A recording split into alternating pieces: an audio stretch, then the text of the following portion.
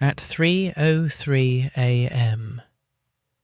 Her smart TV suddenly turned on by itself. No remote, no power button pressed, just a live camera feed of her own bedroom. She slowly looked at the screen and felt her heart stop. On the TV, she was sleeping peacefully on the bed, but she was clearly awake.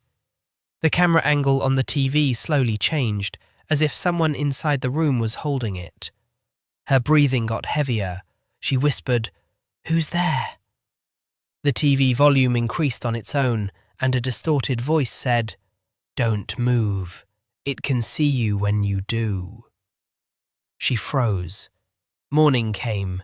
The TV was off, but in the settings there was a new connected device.